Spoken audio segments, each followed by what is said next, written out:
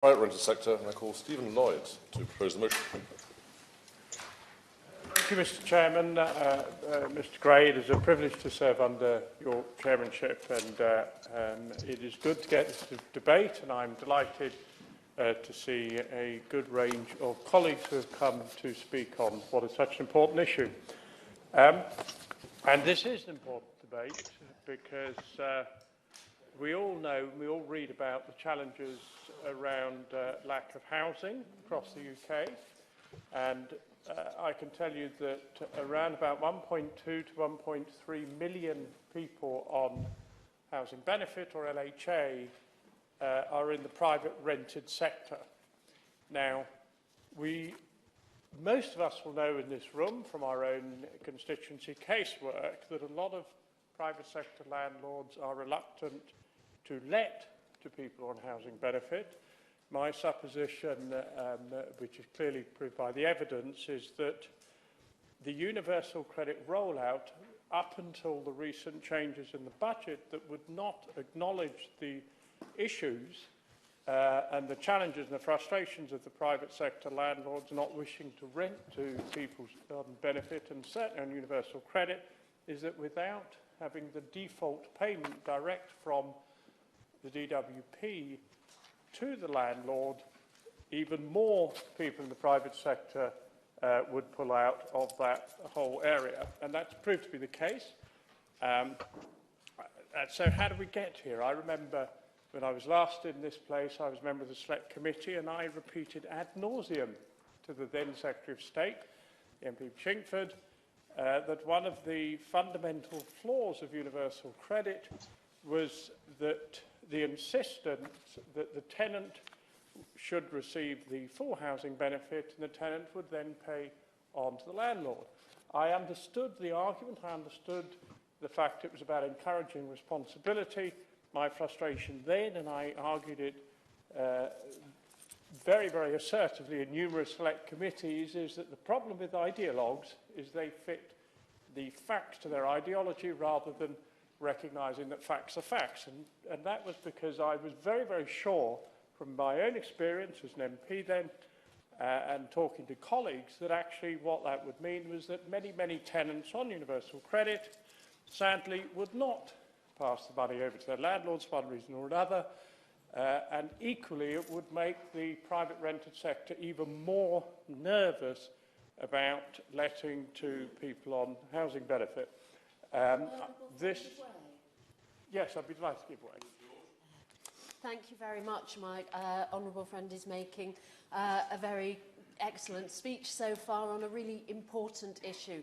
I apologise that I will have to attend Finance Bill Committee very shortly, but I did want to say about the fact that I had a landlord come to my surgery with 20 tenants on universal credit, of whom 18 were in arrears and 9 had to be evicted. That is at this very early stage of the rollout when full service hasn't yet come to my area. Does he agree with me that those are the sort of facts that don't fit into the theory of universal credit? I appreciate the intervention, and it's good to see my colleague here, and I entirely agree, and that is such a strong example, and it's an example that frankly, any member of Parliament of any party across the country that deals with people on universal, supports people on universal credit and works with people in the private rented sector, they know that to be true. So the thing is, the government then, and it was coalition, but it was a Conservative Secretary of State, and then you can check the records again and again and again, I said, this is going to be a car crash on this particular issue. And it was ignored. So we move on to 2015, bit of context, and they carried on rolling it out. And we had numerous examples that my colleague has just indicated and others in this room will have experience of. Over the last 2 years, without that default, fewer and fewer private landlords are actually letting to people on universal credit, and those who were falling into arrears. Section 21s are going through the roof. Just utter madness. We move to 2017. I give way. Gentlemen, for giving way, and I congratulate him on a timely debate, in actual fact. What's happening, but through a lack of social housing, I'm sure he'll agree with me, more and more people are forced into the private sector, but rents are going through the roof, quite frankly. And I agree with him about private landlords. You've only got to watch some television documentaries on this, and you get 2 or 3 blocks of people being moved out because the private landlord can get more money. But there's a public scandal as well. For example, in London and other places, you have 4 or 5 people sharing the same house because they can't afford the rent singularly. I'm sure the Honourable Gentleman would agree with me we should have stronger regulation in that area. I thank you for the intervention, and you actually make an important point around the public sector, because the housing associations and councils are also have been badly affected. It's just, again, we all know in this room, because we're experienced politicians, that broadly speaking, the public sector will be more patient and more understanding as it waits for payments from universal credit. Private landlords simply usually can't, not because they're mean or what have you. What it is, their business model doesn't allow not to be paid for month on month on month. And what's happening is a spike in Section 21. So we then get to the budget. Finally, I'd like to think it's partly my lobbying, but I know it will be many other people in this room and outside. The Chancellor did take on board some of the fundamental points, one of the fundamental criticisms I've been making of universal credit, frankly, for years, around default payments to landlords, and some changes were made. At last, I have to tell you, it was 5 years, or 6 years after I'd been arguing for and advocating it, but better late than never. And it will make a difference, and that I approve of. However, it is only the first part of the journey around default payments, automatic default rental payments to landlord. It's the beginning. But it doesn't include people who aren't already on automatic payments. It also doesn't, as far as I understand it, the Minister may clarify, doesn't include all those people over the last few years who have already been rolled out, and it doesn't actually start until the spring. So I think, though it's a step in the right direction, and it is an acknowledgement from the government that they made a mistake and they finally want to try and put it right, so I approve of that, but I would say there's still much further to go. Will you give way on that point? Yes, I will, certainly. Thank you for giving way on that point. And would you accept that one of the fundamental flaws is local authorities have decades of experience of dealing with housing benefit, both in the public sector, but more particularly with the private sector. We have thrown all that expertise away. That is so counterproductive. Would you agree with that? I appreciate the intervention, and not only do I wholly agree, their decision's so completely irrational, because one of the things I'm finding from the RLA, Residential Landlords Association, and others, is that, of course, there's not adequate communication between the DWP, the local authorities, and those landlords. So even though, in theory, from the changes in the budget, there's a beginning of an understanding with this government that default payments are going to be necessary to prevent a complete car crash, there's still a long way to go to understand that they've made the system so complicated, it's still going to be very, very hard for residential landlords. Now, what does this mean? It means they're going to pull out in droves. Currently, 1.2 million people, Minister, are on housing benefit or LHA in the private rental sector. We have a housing crisis in this country, and this isn't a debate for that, but we have a housing crisis. We all know that from our own constituency surgeries. We could actually, the government could convert that 1.2 million to 2.4 million. It could actually double the number of tenants moving into the private rental sector because the capacity is there. It really is. But that's only going to happen if we make it, if the government makes it easy, makes it very straightforward for private landlords to actually take on someone who is on universal credit, give them a roof over their head and have that automatic default payment, and have it, literally as it says on the tin, automatic. By mutual agreement, if I'm a landlord and I take someone, or willing to take someone on universal credit and give them a flat or a house, a roof over their head, the automatic situation would be, by agreement with the tenant, I accept that's got to be important, but by agreement with the tenant, his or her payment automatically on universal credit goes straight into the landlord's account. I absolutely guarantee you, because I was in business for years before I went into politics, despite the challenges around some tenants on benefit on universal credit in the eyes of landlords. Ultimately, a business is a business, and if you are getting your payment every month, or what I would like every 2 weeks, but that's another issue, directly into your business bank account in a minute, then as a business, you will look favourably on that particular group. So it's something that I would really urge. I give way. Thank you, Ma'am, for giving way, and congratulate him on securing the debate. Just on the issue of the automaticity, as he might determine, of the payments going to the landlord, would he agree that in parts of the United Kingdom, such as Northern Ireland, where we have negotiated that, it has not led to an increase in terms of rent arrears? There are other problems, but rent arrears is not a big one. And we have negotiated the twice per month payment, which also helps both the landlords and the tenants to know that their rent is being paid to the landlord and the tenant, that he's not or she's not going into arrears. I appreciate the intervention, and I thank my colleague for making that intervention, because I was coming to it in a moment, but I will come to it straight away. In Northern Ireland, the politicians negotiated, I think 5 or 6 years ago, way before we reached the crisis that we've had the last couple of years, negotiated default direct payments to landlords. They also negotiated them every 2 weeks. Now, at the time, I'm reliably informed from colleagues from Northern Ireland that the DWP, and it was, again, I think it was then the Secretary of State Chingford, if my memory serves me, didn't want to budge, was insistent that this would collapse the entire thing.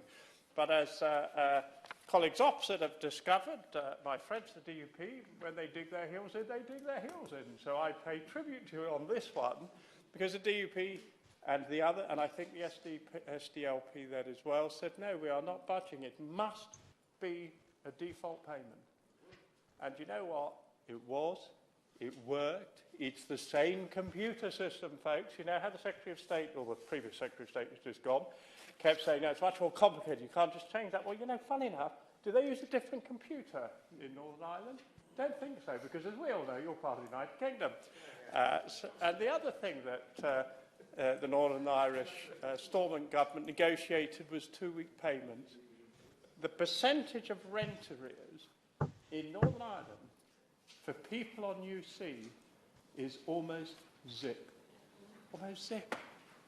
In this country, in England, we have Section 21s. We all know this from our own constituency surgeries. We have Section 21s going through the roof in the private sector, or private landlords coming to me, my office and others in their office saying, that's it, Stephen, we're pulling out of universal credit. We're not going to touch it. Meanwhile, the local authorities that are under horrendous stresses and strains in a moment, horrendous stresses and strain for housing associations and council, where are all these additional people going to go? Be happy to give way. He's making a very good speech with some considered suggestions to the government. But would he also agree on the point that he's just made, that potentially landlords that are fearful about delays in people accessing universal credit may actually have a wider problem in renting not just to people on benefits, but also to people on lower incomes they fear may need to receive benefits in the future. And that's not going to be very helpful when we have 1 in 5 houses in most constituencies being in the private rental sector. I thank the Honourable Member for his intervention and welcome the Honourable Member back. Yeah, I agree entirely, because the universal credit is just one area, it's one side of the impact of what has been an ill-thought-through policy. The other things that I would like to... Yes, we have to give way? I thank my honourable friends for giving way and for securing this important debate. Additionally, isn't it important that the government actually needs to take away the cap on housing allowance freeze in order to make sure that actually housing benefit reflects market values, because otherwise the sector just doesn't keep up and the benefit doesn't keep up with the market value of the private sector. I thank the Honourable Member's intervention, and yes, I think the Honourable Member has a very, very important point. And I do think that that's something that needs looking at, particularly the further caps that have come in over the last couple of years. I think they're unsustainable. The Honourable Gentleman give way? Yes, of course. I thank the Honourable Member Member for giving way. I just wondered if he'd given any consideration to the issue of 18 to 21-year-olds who are on universal credit, who actually have no recourse to access any funding for the housing element. Very often they will be on a lower wage. Obviously, the minimum wage for younger people is lower than that for people over 25. So there are big issues for that sector. And I think will ultimately end in a rise in homelessness amongst that sector. Would you agree? I thank the Honourable Member for intervening, and I do agree with that point. I think for that particular age group, unless they have some sort of bank of mum and dads, we're already seeing again in our own surgeries that young people are tremendously adversely affected, both on the lack of housing benefit in that age, and also, frankly, some of the issues around universal credit. Let me make a little bit of progress. I would also just float that another issue that hasn't been properly addressed, but I'd welcome to hear from the Minister, is that there is a portal for public sector housing and councils and housing associations to access people in their area or their tenants going on to universal credit. There is not one for the private sector, and I would urge the Minister, please don't tell me there is, because if you're being told that by your civil servants, I've been told by all the trade associations, residential trade associations, there isn't or it's not working. Right, let me do the three, at the risk of misquoting Tony Blair, who kept saying education, education, education. What I want to talk about is a little bit is evidence, evidence, evidence.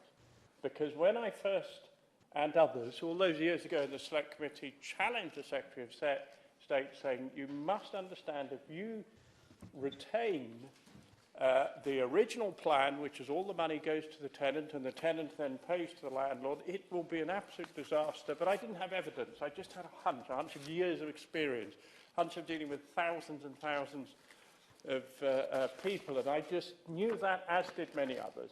So where are we now? We're 5 years, 6 years down the line, and I want to give you some evidence.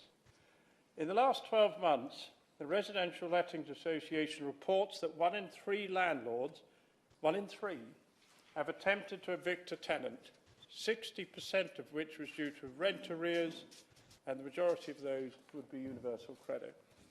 Not only does this mean unnecessary suffering for tens of thousands of housing benefit recipients, it also poses a threat to the future of benefits claimants ever succeeding to rent in the private sector, because once you have a bad record, it is extremely difficult to unwind. Secondly, a recent study carried out by the same Residential Landlords Association shows that almost 87% of landlords would not be willing to let their properties to claimants on universal credit. 87%. You know, where are we going with this madness? While 38% who do let the universal credit tenants have already experienced going into arrears. I remind everyone, my colleague from Northern Ireland, your percentage of rent arrears in Northern Ireland are on that in universal credit. A recent study commissioned by Crisis, it's a homeless charity, and the Joseph Rowntree Foundation found that 90% of local authorities were concerned that universal credit would increase homelessness, which it is, which it has, because of Section 21. So the list goes on and on and on and on, and the evidence goes on and on and on. So the Residential Association, back to them, 73%, so these are facts, Minister, these are the stats, this is the evidence. 73% of their thousands of members, to quote, lack confidence in renting to tenants on universal credit due to uncertainty that they'll be able to recover rent arrears.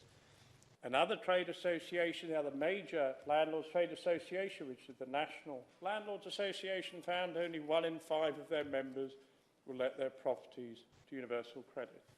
I've already talked about Crisis.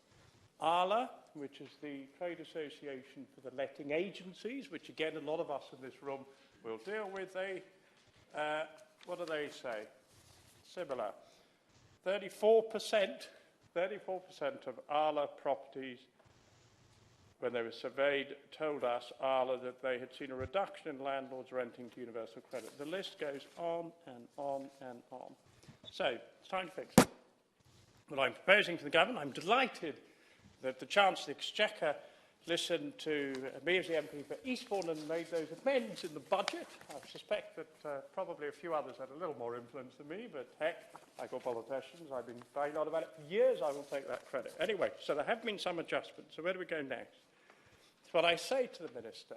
Report back to the new Secretary of State, who I worked with in coalition, and I congratulate her on her position, persuade her to go to the Chancellor and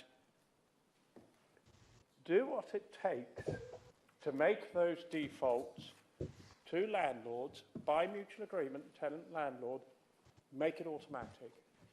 Go over to Northern Ireland, see your minority government colleagues or what have you with the DUP, find exactly whatever their computer program does that allows, in Northern Ireland, the colleagues to do an automatic default payment.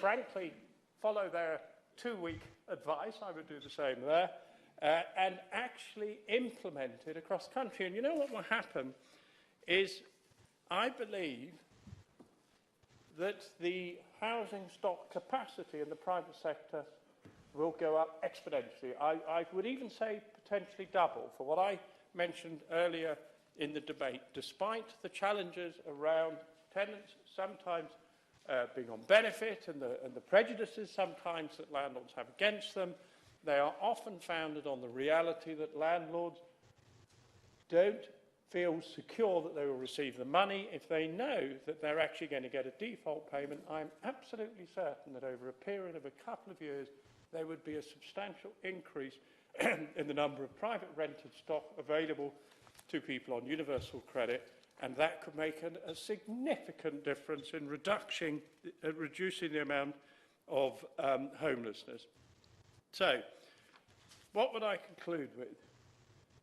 There's an opportunity for the government, despite the ideological, I think, fundamental errors that underpin some elements of universal credit, that finally, after years and years and years of banging on the door, they're beginning to change. Thank heaven. What I would do is, now that door's open, I would actually say to the Minister and her government, you have an opportunity to game change this. You have an opportunity actually to convert what I believe universal credit always should have been, which is a decent benefit. One of the key things you need to do is around the default payment that I've been debating this morning. Along with my other favourite is I would possibly go to the current Secretary of State, the DWP, and ask her to have a word with her previous MP from her constituency, who was, as we will all know in the room, the then Chancellor George Osborne, and ask for the £3 billion back, which he took out after 2015 when the Liberals were defenestrated at the election, and he slashed £3 billion a year out of universal credit, which was all supposed to be about the work allowance. If we get that money back and you actually convert properly what should be a default payment to landlords in universal credit, you can actually do what universal credit should have been and was originally designed for, a benefit that is a progressive, positive benefit that gives people transformative opportunities. And after 5 years, we've been a complete car crash in so many ways. Finally, I believe the government are understanding that. I would urge to make my day, and possibly the former Secretary of State for DWP, the MP for Chingford, can I ask that the government make automatic payments as a default to landlords? They do it instantly. They do it both in the private and the public sector, and they do it now. Thank you. Rules. Thank you very much, Mr. Gray. It's a pleasure to serve under your chairmanship. I congratulate